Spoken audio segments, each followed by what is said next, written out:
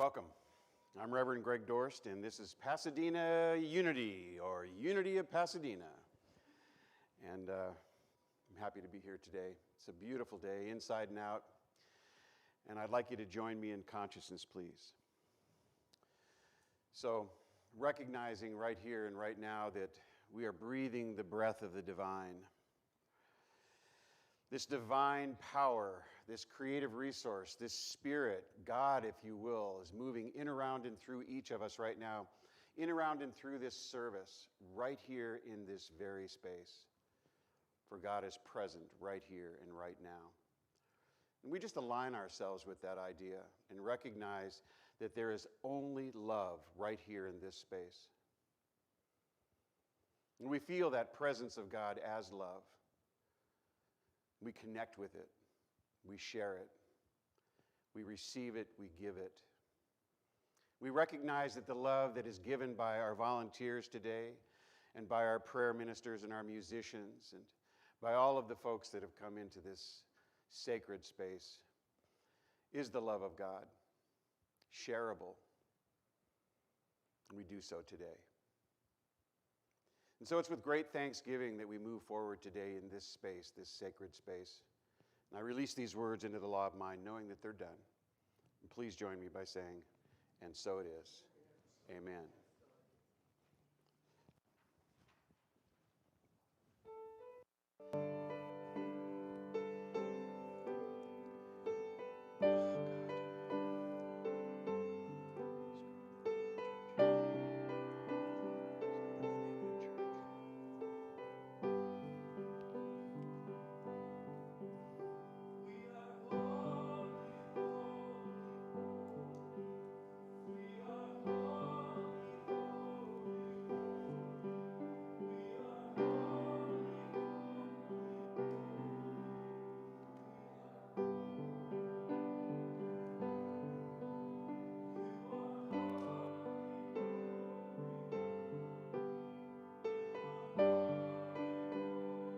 Holy, you are holy, holy, holy, you are holy.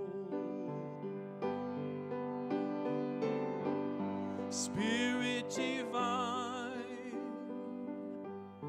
come to me, feeling love, healing me.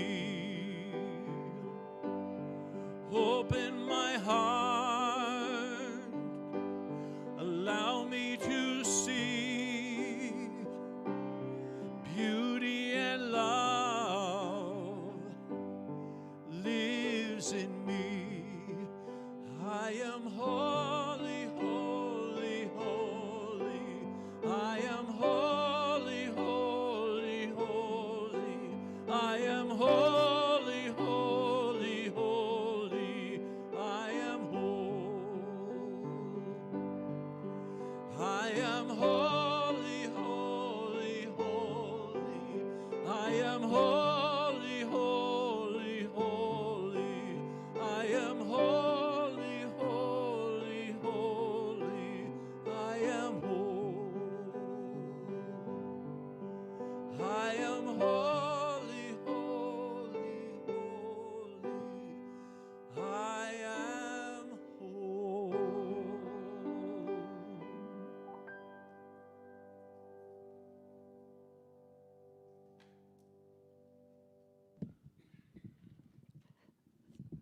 Thank you, Mitch. Can you feel it in the air? Good morning. I'm Barbara Sakuma. I'm a member of your Board of Trustees and your platform person today. And I'd like to myself welcome every single one of you, those of you who've been here for the last several weeks, those who've been here for several years, and those of you who may be here for the first time. I welcome you. And I'd like to welcome back Mitch Kaplan. Thanks so much. Thank you. Thank you. This is his second time with us as both pianist and soloist. And we have Reverend Greg Dorst and his wife Jackie back with us today.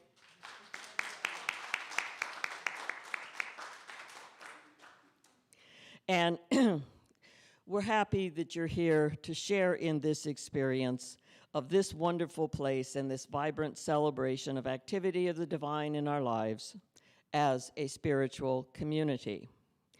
Reverend Dorst has been talking all month about the power of understanding and is going to continue to talk about the understanding of community today. So whether you're here in the sanctuary with us today or you're online with us, we welcome you.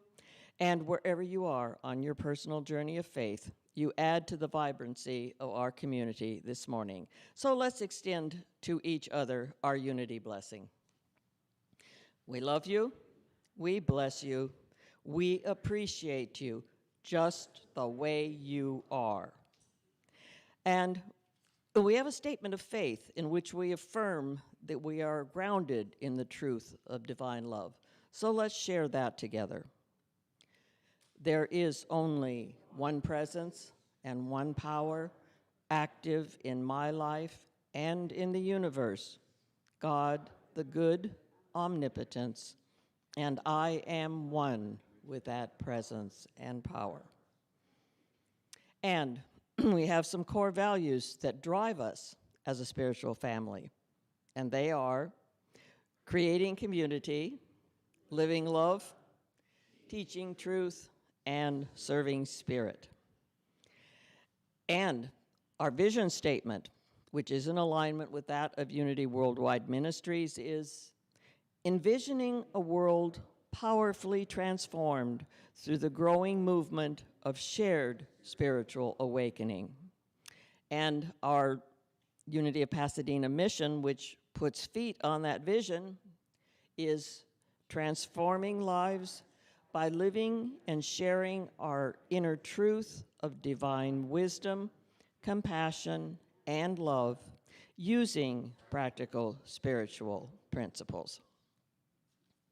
And if you want to review them, and you did get a monthly bulletin, both of those statements are on there. And in this ministry, prayer is a central feature. And we have a wonderful team of prayer chaplains, and we have them with us every single Sunday where they will lead us in an affirmative prayer and a meditation time and a time in the silence.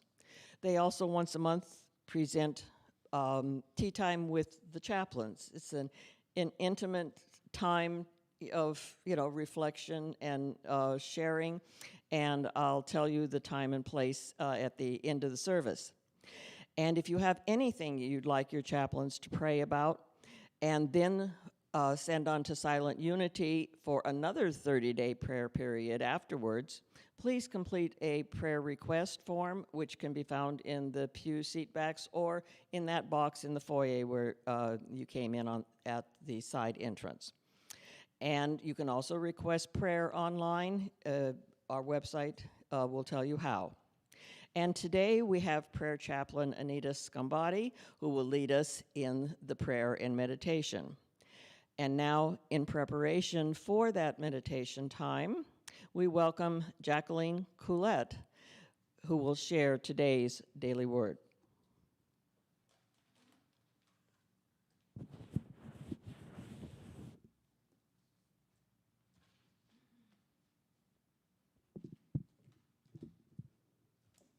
Good morning. Today's affirmation from the Daily Word. My life's journey begins and ends in the heart of God. I feel excitement at the beginning of a journey, thinking about the adventures, the beautiful sights, and the fascinating people I will find on my journey. Even as I look forward to reaching my destination, however, I remain alert, open to the adventures and insights that await discovery along the way. My faith tells me that my spiritual journey began in the heart of God long before my human birth. In childhood, I looked outward, longing for the adventures that would become waypoints on my journey to maturity. Now, I journey inward, longing for the spiritual home I never really left. I am learning that even the most ordinary day can become an opportunity to realize that the heart of God is present everywhere. And the scriptural reference is Psalms 121:8. The Lord will keep your going out and coming in from the time on this time and forevermore.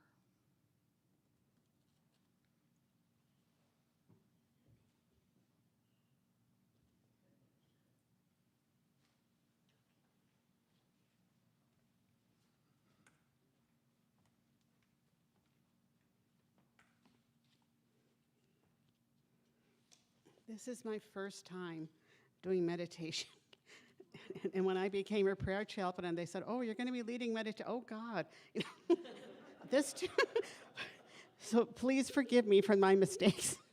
I would like to begin with the prayer of St. Francis. This means it's such a loving prayer. Lord, make me an instrument of your peace. Where there is hatred, let me sow love. Where there is injury, pardon. Where there is doubt, faith. Where there is despair, hope. And where there is darkness, light. And where there is sadness, joy. O divine Master, grant that I may not so much seek to be consoled as to console, to be understood as to understand, to be loved as to love. For it is in giving that we receive, it is in pardoning that we are pardoned, and it is in dying that we are born to eternal life. Amen. When thinking of meditation, people that know me, I'm a student of the Course in Miracles. I've been for a long time.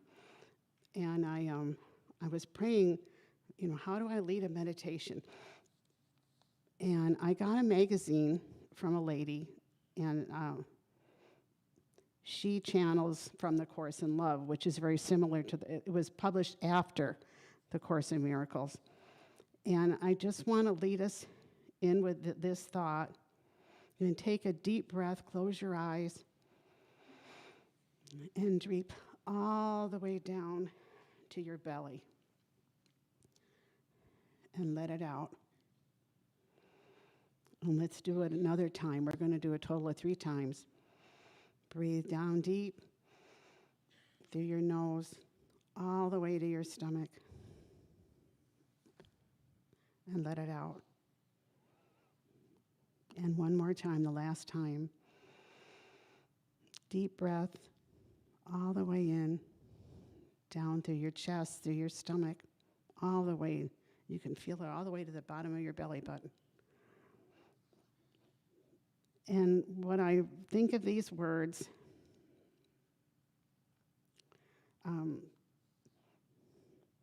release your attachment to any outcome as it keeps you from knowing that you are already home with me.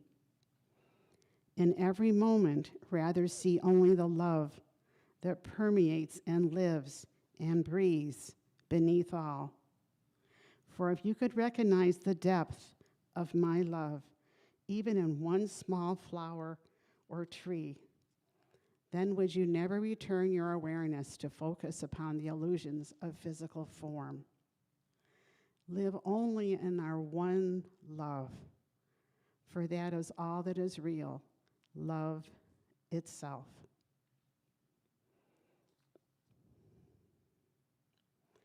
And there's a mantra that my teacher taught me, the first mantra that I ever started, and it's going to be the last one that I have. God is all, in all.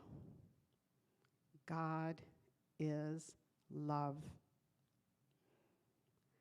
God is all, in all. God is love. And one last time. God is all, in all. God is love. So let's close our eyes and just focus on those thoughts for 2 minutes. And we'll get ready to hear Reverend Greg.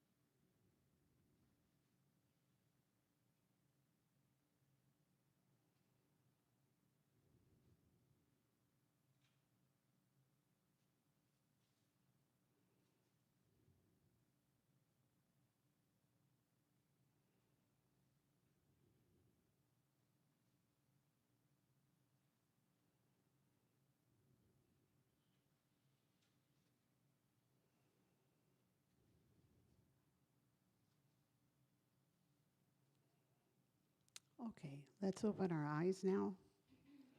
And one last time, and just focus on the one thought. God is all, in all. God is love. Thank you.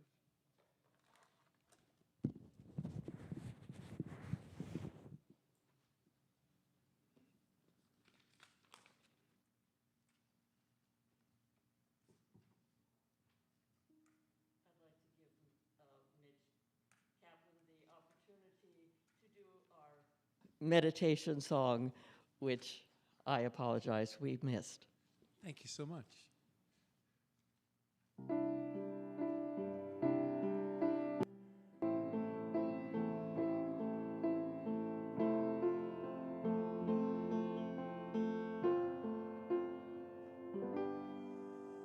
I allow, I receive,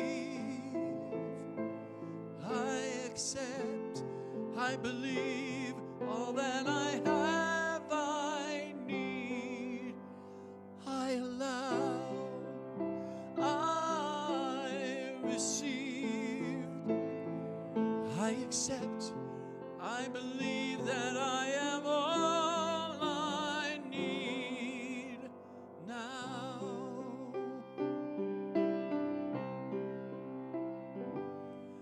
I allow, I receive,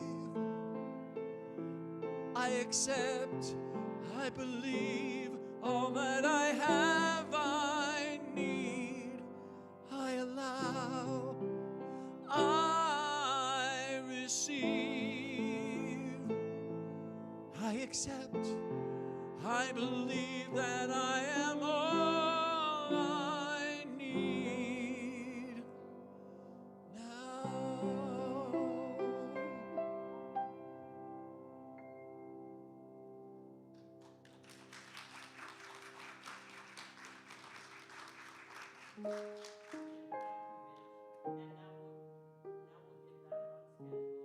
And ask Mitch to do the song before Reverend Greg speaks. Thank you.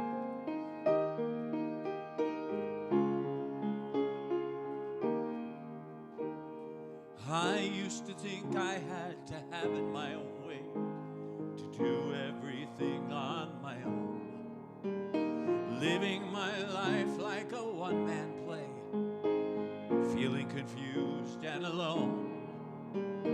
I held on tight to the life that I knew, till it wasn't the life I remembered. Finally admitted I haven't a clue. I opened my arms in surrender, and I made room for grace. I just stepped aside, opened up a space. Now the blessings arrive every day, since I made room for grace.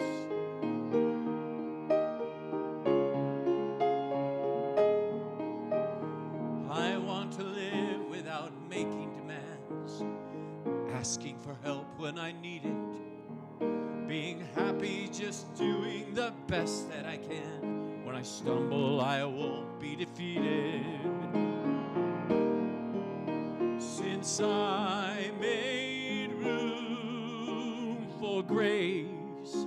I just stepped aside, opened up a space. Now the blessings arrive every day, since I made room for grace.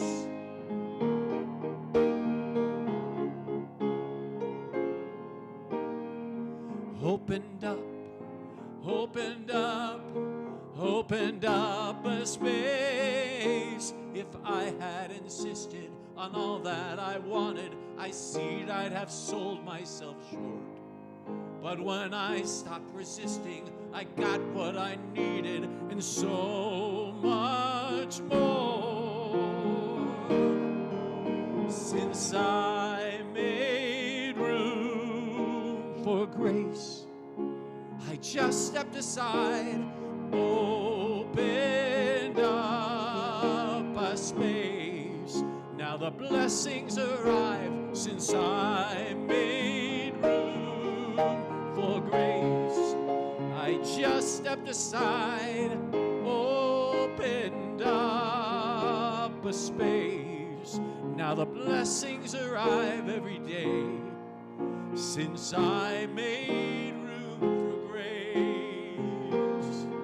Since I made room for grace.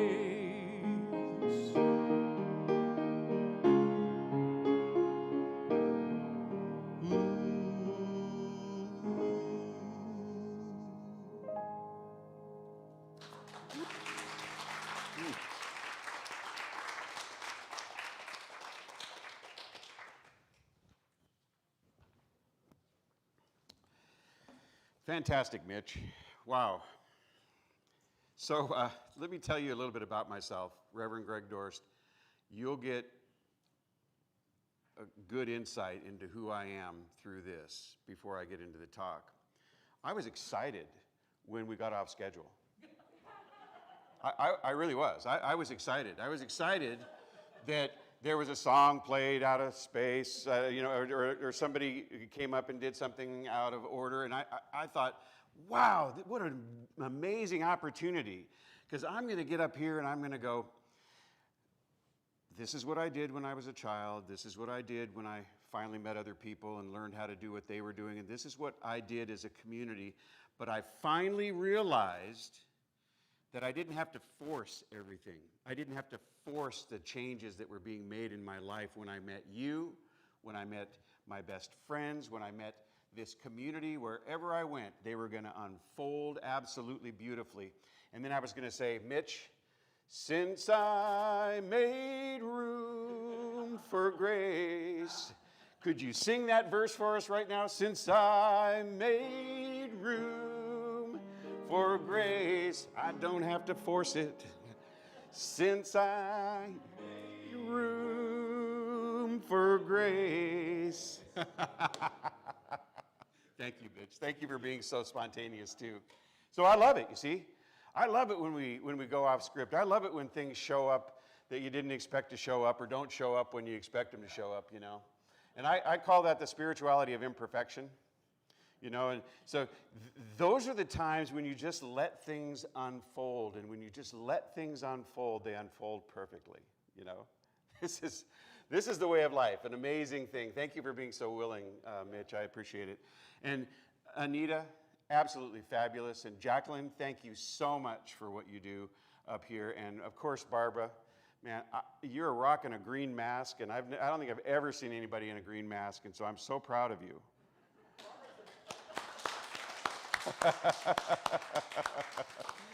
You know, there are a lot of people that make this thing work, and there's sound, there's slides, there's the live streaming, there's all of this stuff going on, and it sort of seems like it's behind the scenes, but if you're here, it's sort of front and center. I mean, you can see the people doing it, and it's really neat to see people who love this space, this place, stepping up to do the things that need to be done.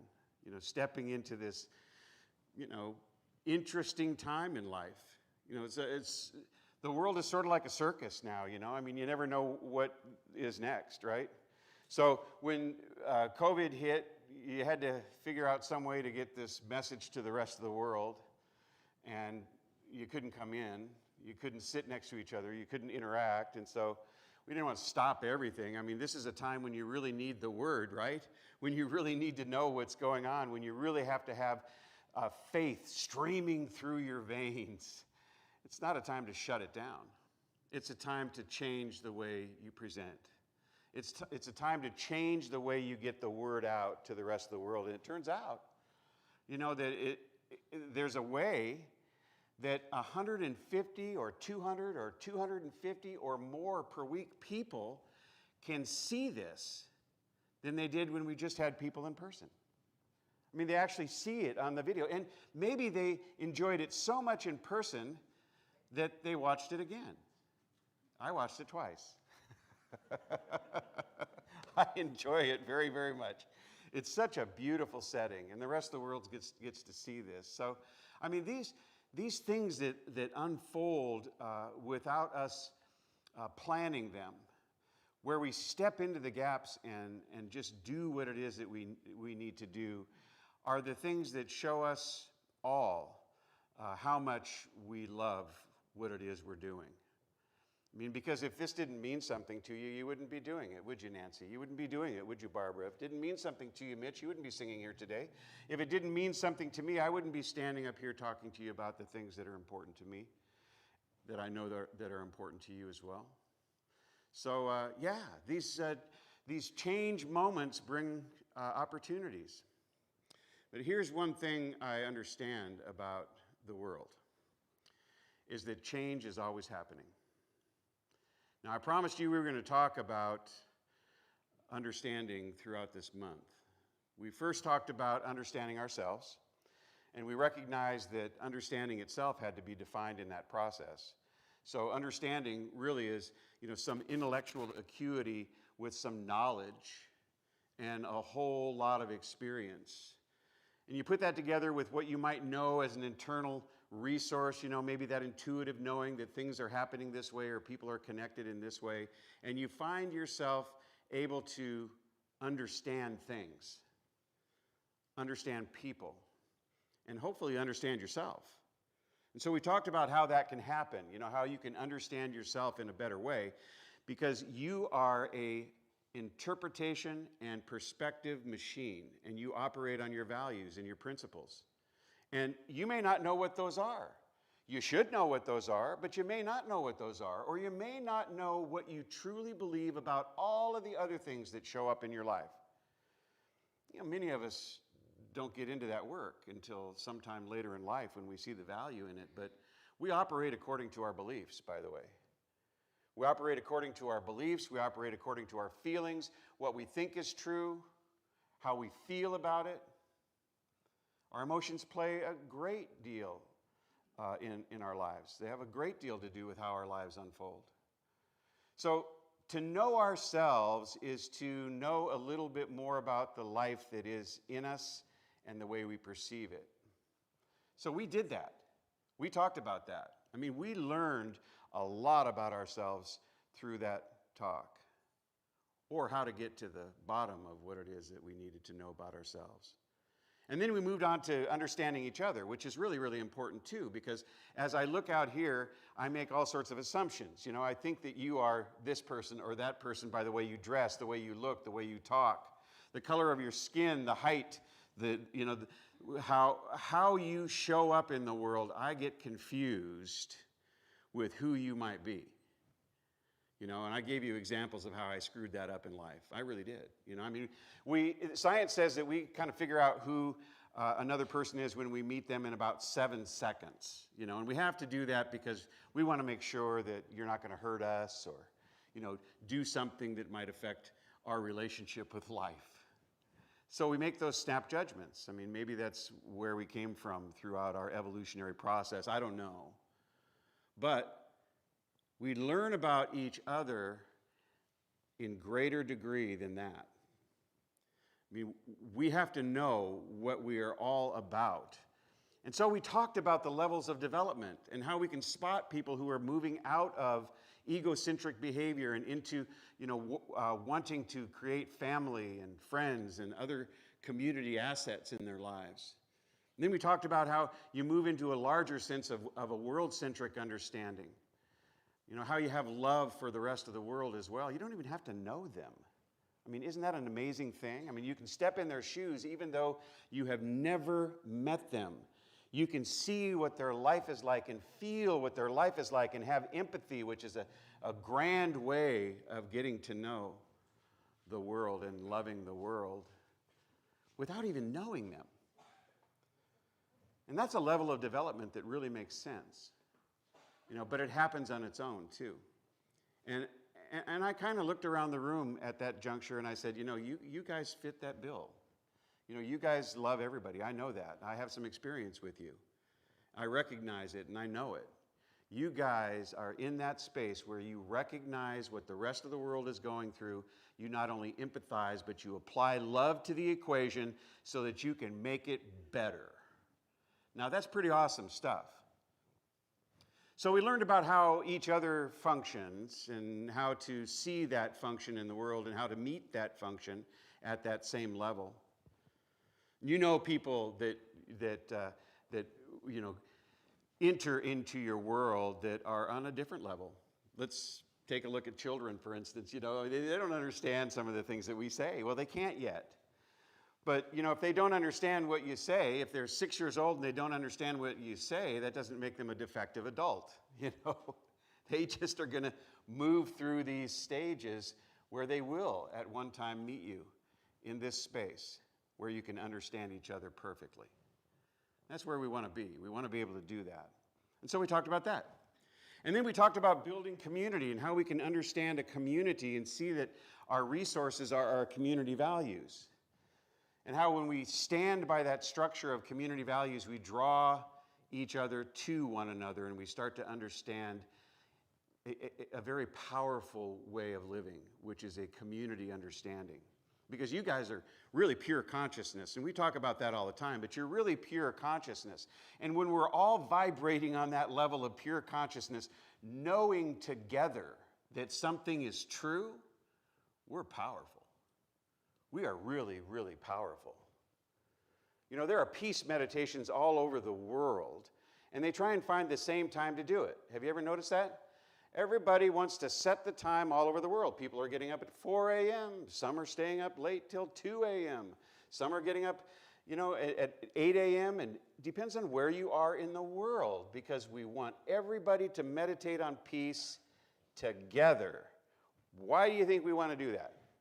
Because there's a consciousness that's powerful when you have a community of minds, a community of spirit as you, operating on the same issue. The same issue. We're not all over the place. We're doing the same thing. And we see the power in the community. Pretty cool, isn't it? I mean, that's really amazing stuff. And when we can understand that that power exists, we, of course, want to create a community where that power can be found. And we want to show up there. We want to be where that power is. I know I do. You know, when Mitch plays, there's power. There's power not only in the words and the music, but when you put them together and you feel the emotion that he puts into the song, man, it can tear your heart out or put you in a place where you just go, I absolutely love that. I know you know what I'm talking about. So when I decided on the fourth talk, I thought the fourth talk ought to be about understanding what's really going on, understanding life, understanding what we see, understanding what's going on around us, getting a handle on how we can actually accept what it is that's going on. Let go of the things that aren't true. Let go of the things that aren't serving us and step into that place where, we can understand this thing called life because we're aligning with it. Does that make sense, to align with it? When you align with it, you start to understand it. You start to gain the power from it. You start to be able to give yours to it. Aligning is a fantastic word. So is accepting. And letting go is a great phrase, too, to get us into that space where we recognize that there's something going on here and it involves change. And if I am unable to let go or accept what it is that's there, then I am just missing the point. I know people who want to live in the 50s still. That's where they want to be, Why did we ever move on from those stinky 8-cylinder engines that make a lot of fun noise, right? Why did we ever do that? Of course, we can be nostalgic about it. We have a 55 Chevy. We have a 55 Chevy, we take it to the gym, and people wave at us and get nostalgic with us, we love that. But we also have newer cars. We love old music, but we also love newer music. We recognize that things change. We can enjoy some of the things that we've gone through, some of the things that have happened in our lives, but we recognize that those are past. We don't live in the past. My father lived with us, and Jackie and I took care of my father for the last 6 years of his life. My father had a big influence on me, actually, and I didn't realize it until after he passed. That's a weird time to realize it, but I just didn't realize it until after he passed. Let me tell you this story real quick. You'll sort of understand this evolution, this metamorphosis. I remember being a kid, coming into his room, and he was standing there in his shirt. He's getting ready for work. Standing there in his shirt and his underwear, and he's got his shoes and socks on. And I said to him, "Dad, you forgot to put your pants on." Like he wouldn't remember to put his pants on, And he said, "Well, what I do is I put my shoes and socks on first, and then I put my pants on so I don't have to bend down in these pants and try and tie my shoes." And I thought, well, that sounds like a pretty good idea. So that day, I went in my room and I did the same thing. And I put my socks and my shoes on, and then I tried to put my feet with the shoes on through the pants, and they wouldn't go. And the first thing in my mind was, he doesn't know anything. He really has the wrong idea about life. I mean, how could he get so screwed up? I mean, this was the biggest thing that was going on in my life, right? Because as a kid, it's right in front of you, and so it's 100% of your being. The fact that I had to take my shoes off in order to get my socks through the pants, and then put them back on, I could not understand how he got that idea. That's the way to live life, I just couldn't get it. So I mistrusted him from that day on. What a weird thing, huh? But I'm a kid, so I'm thinking, well, he doesn't have a very good idea about this, so he must not have a very good idea about that. Coupled with the idea that my mother had about him, because she had a pet name for him, she called him Idiot. I know, it's sad, isn't it? But I'll tell you, I know today that he was far from being an idiot. He was uneducated, worked at Kaiser Steel, worked in the steel mill, but he was far from being unable to see what life was about. And now I remember things from him like, he would try and help me to do something, and I'd get frustrated. And he would say, you know, here's the thing, Greg. Anything's easy if you know how to do it. I said, okay, all right. I get that, but I don't know how to do it. Well, you know, you don't know how to do it right now, but we're going to learn together, and you're going to make a lot of mistakes along the way.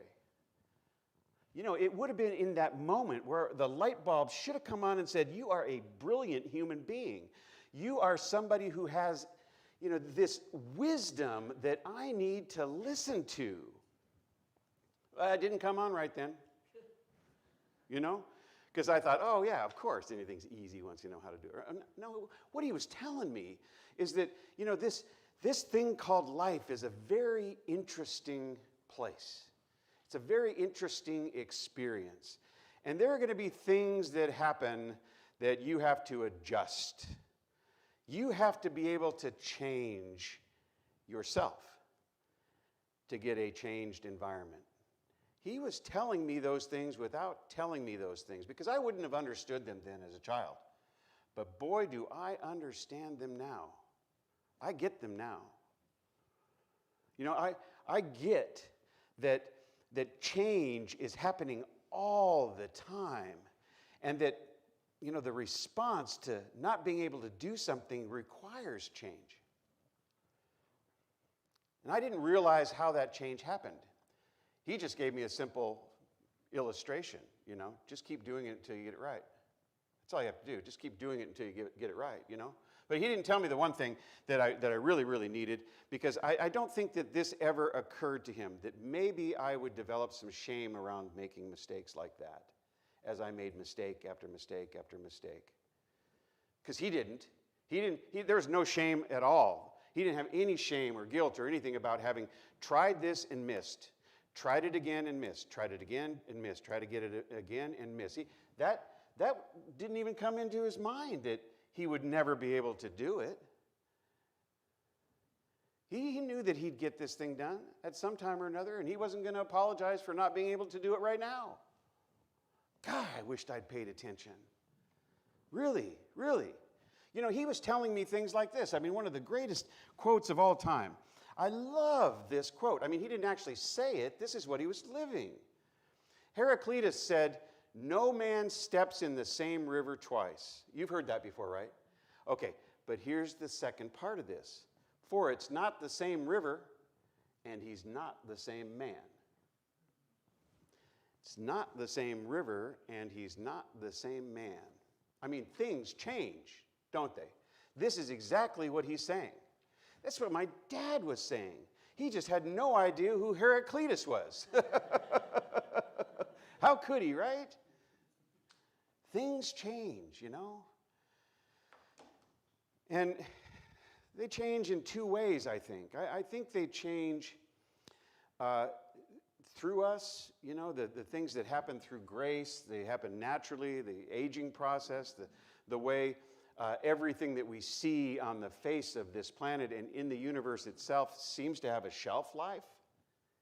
And it goes through this evolutionary state, you know. I mean, I think I'm still 16 years old. But I look at myself in the mirror and I go, whoa. It happens, you know. I mean, things are moving forward. You know, I don't have to force them to move forward. They're actually moving forward. Things need to change in order for this world to work the way it works today. You know, the river changes. The water flows and moves the sand. The person who stood in that river before is not the same one who stands in it now, for that person has experience, has some new knowledge, has some new cells, has a different reason maybe for stepping in the water. I mean, it's not even the same experience. You know, which is a really wonderful thing to acknowledge, because that means this, that you can come to church today and you go, oh, okay, well, I've been to church. I don't need to come next week, right? Oh, no, it's a new and different experience next week. I mean, it's not the same river. You're not going to stand in the same river. And I'm not the same guy. It's interesting. And neither are you the same person with the same interpretation and the same perspective that you had last week. You have learned something. Your experience has brought you somewhere. Your life has changed. Your life has been changed by all of these things that are going on. Isn't that interesting? But you know what? This change doesn't have to be seen as detrimental, although sometimes I'll look at myself in the mirror and go, wow, this is detrimental. All this gray stuff, you know, and you got some wrinkles going on, and sometimes the clothes don't fit like they used to, and, you know, all this whole process is happening. You know, I'd like to be able to reverse that. Some people are very good at that. You know, I saw on Facebook this picture of Cher when she was 27 years old and Cher when she was 73. And she actually looked younger in the picture when she was 73, you know. I thought, wow, she knows how to do that, you know, she and her surgeons and you know, her trainers and all that. And I think that's great. I really do. I don't think there's anything wrong with that. You know, that's what she wants to unfold, you see.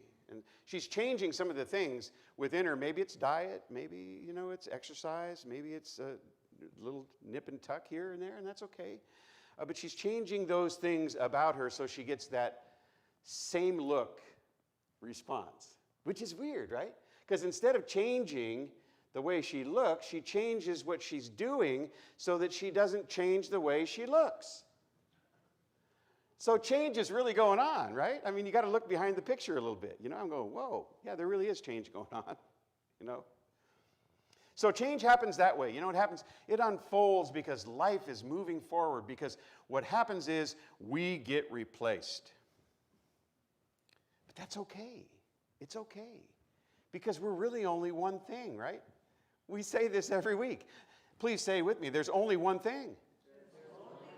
It may look like more than one thing. It may feel like more than one thing. But it's only one thing. Expressing as you, expressing as me, and everything we see. So you are an expression of life. You're an expression of this one thing. And this one thing keeps expressing in an infinite number of ways. And in order for to do that, you got to get out of the way. That doesn't mean that the authentic you is getting out of the way. You'll always be here. Which is one of the reasons why I kind of bristle when people say, you know, Jesus is coming back. The second coming of Jesus, things are going to be different. And I go, he never left. He never left. His consciousness is everywhere. The ideas are talked about every day. What he brought to this world is right in front of us, accept it or reject it. He's not gone. His body is. His body's not here. But what did his body do for him anyway? I mean, it carried him around here and there 2,000 years ago, but that doesn't help us now, right? Well, what does help us is his true, authentic self. The love that he brought, the compassion, the healing nature, everything that is Jesus consciousness, that is Christ consciousness, is here today. So he doesn't need to come back. And none of this material stuff is going to fall down when he does, because he's not. You know, he's still here.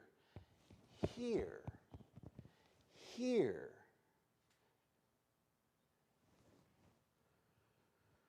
So I get kind of, I can talk about that a lot with people who think that, there's only this material world, and in order for something to really happen, it's got to be material in nature. In order for me to live, it's got to have this body. Well, maybe right now, but my consciousness will be around too, by the way. I'm not going anywhere. I may end up as a re-expression of this one. I may. I don't know. I mean, there is this place, this amazing thing called life, where the energy of it is always pushing forward and always changing. This thing called life is always, always bursting forward with newness. Newness. Every spring we see it happen. We're faced with it because we see the leaves come out on the trees. We see the flowers come out. You know, we see the little seedlings start to shoot up through the soil and we go, wow, man, this is so great, springtime. Well, it's happening, you see. What's happening is life is moving forward. And at the same time, I get another wrinkle. That's okay though, you see, because all of this is nothing but the vehicle for transmitting this consciousness. This one thing is really going on all the time. No matter what you think this change is about, you will still be here when it's over. I don't know how that makes you feel, but I feel really good about that. Because I feel like there's nothing to lose. I feel like there is nothing to lose. And when change starts happening, I go, whoa, this is very cool because it's another opportunity for the perfect me to arrive. And so I made up a quote for today because I couldn't find any that I really liked. So I made up my own quote. Change is the touchstone of perfection. It makes all things new, and we are each invited to participate. Ooh, huh?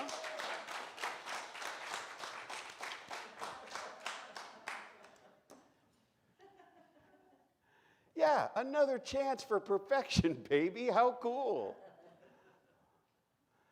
Yeah, you know, we get all caught up in this, this material world thing. We think that things are other than they really are. And, you know, you can't blame ourselves. I mean, we've been here a bunch of years and we see things and we think that you are other, that is other, that the things out there are other than what I am. And, you know, I am talking about a cosmocentric understanding right now.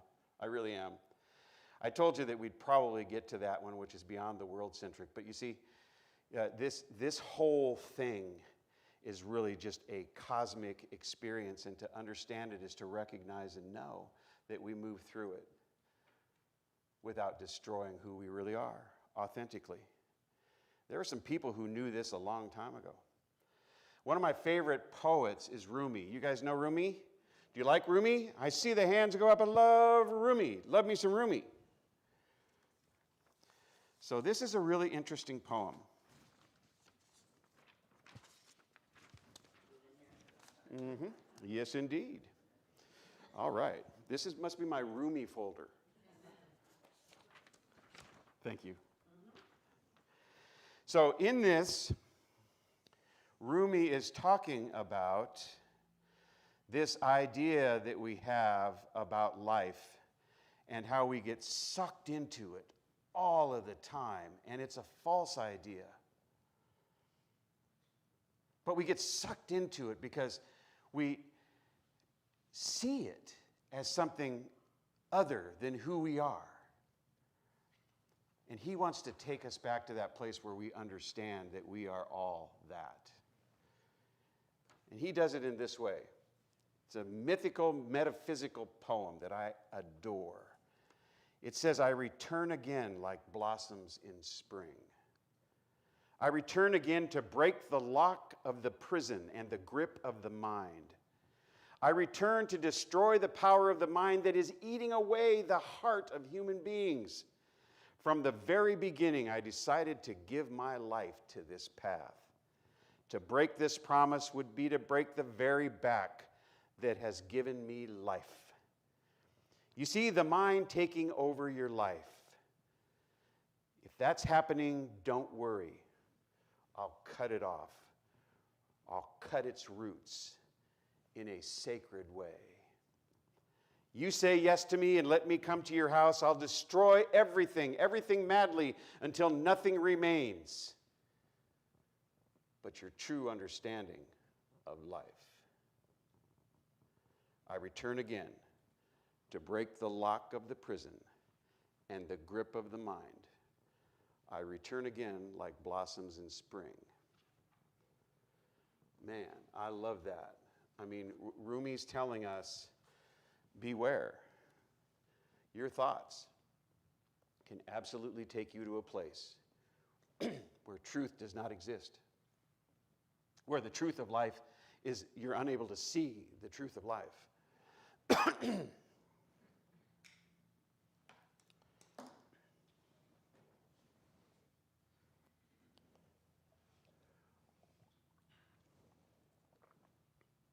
Now, the sound may have made it sound like I choked up on that. And I don't mind that.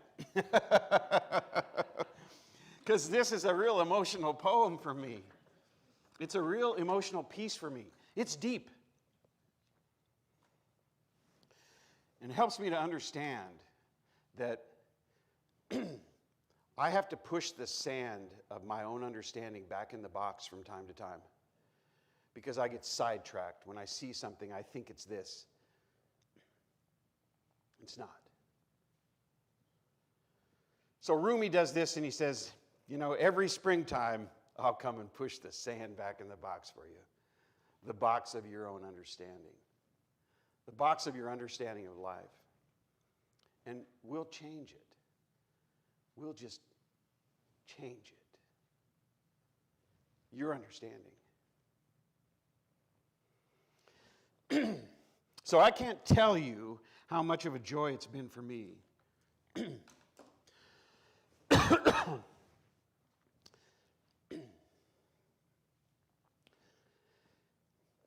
know, I feel like I just ate a peanut and got the shell in my throat, you know?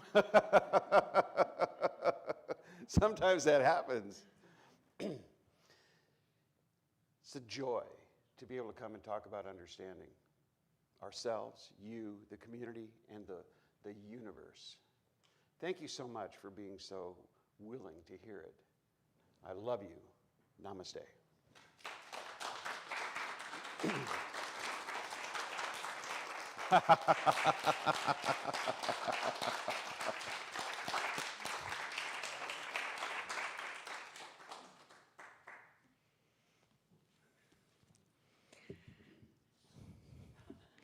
Yes, thank you, Reverend Greg. Well, there was a lot to think about there, and throughout the week. And what's going to be our preview for next month, Reverend Greg? The theme, will?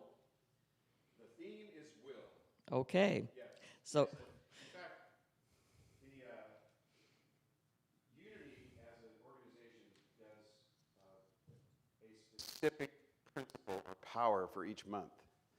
And for this month was understanding, for next month is will.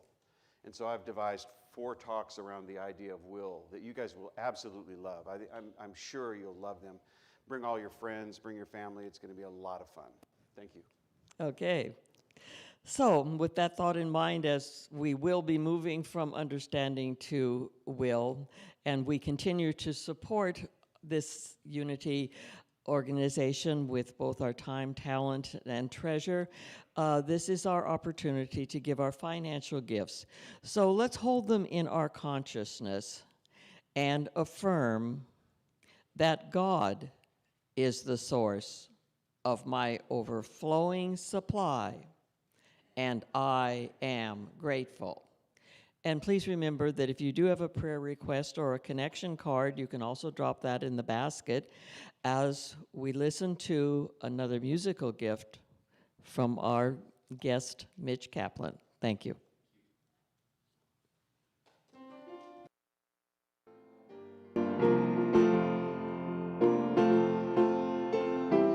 Every morning, the light keeps getting brighter as I wake up to the truth.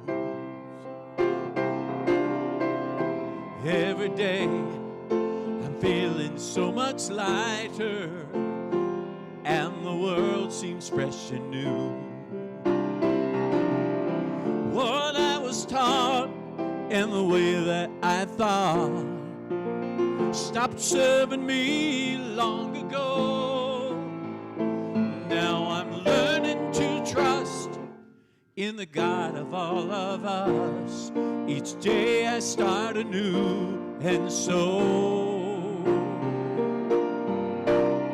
I'm walking away from the thinking that held me for so long. Today is the day I walk away away.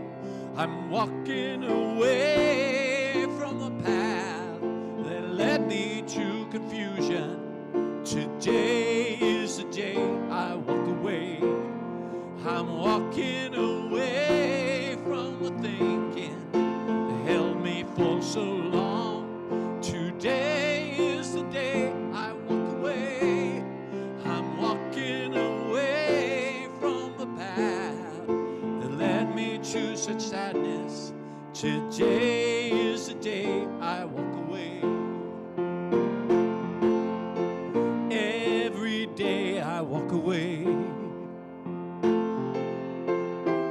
Every morning brings a new beginning. By grace another day to be. I awaken to the sun upon me shining, lighting the way for me to see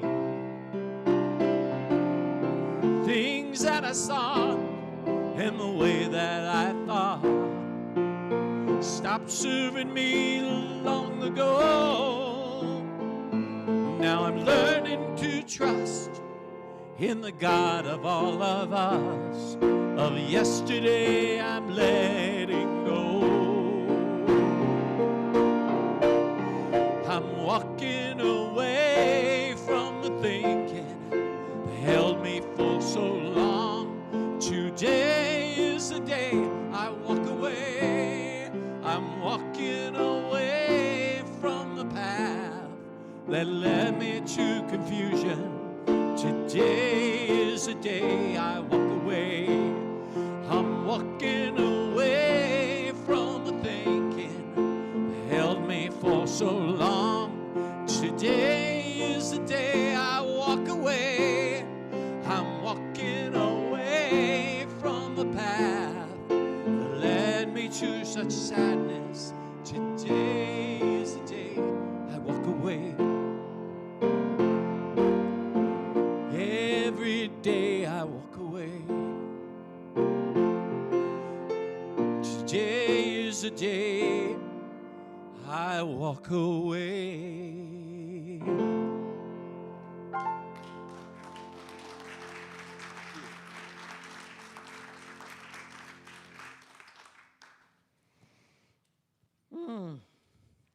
Okay, as we hold that thought that we are capable of walking away from that past, we welcome our gifts, and I invite Norma Lopez-Reed to bring them forward and for us to raise our hand in blessing over these offerings and all of the people associated with them. As we walk away from the past in both grace and with ease, we embrace our future of a Unity of Pasadena community that is manifesting its future. And for all that we are today and all that we will be tomorrow and the tomorrow thereafter, we say, thank you, God. Thank you, God. Thank you, God. And thank you, Norma.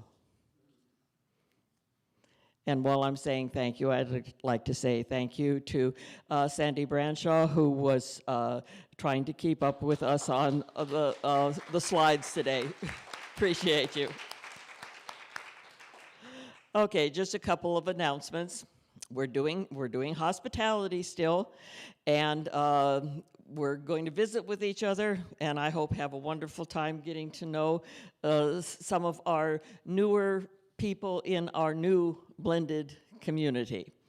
And we did get the air conditioning fixed last week, so it should really be a very pleasant time. And this, I told you that the prayer chaplains had a tea time, and it will be this coming Tuesday, the fourth Tuesday of every month, and it is still being done on Zoom. Actually, because it's easier, you don't have to travel anywhere. Just dial in, and your prayer chaplains will be there. And today we have, my eyes are seeing two of them. You saw Anita before. We have Helen here. Helen, would you stand? She's another prayer chaplain that's present with us today. And so you can visit with them by Zoom on Tuesday and share a lovely time. The Zoom number and information is on the website, on the calendar, and hope you will join them. And now, as we're about to close, we will say our prayer for protection, the Silent Unity version, with the I am statements. Please join me. The light of God surrounds us. I am light. The love of God enfolds us. I am love. The power of God protects us. I am power. The presence of God watches over us. I am presence. Wherever I am, God is. I am divine, and all is well. And for all of you who feel comfortable sharing in the peace song, we will now have Mitch lead us in that closing song. Thank you for coming.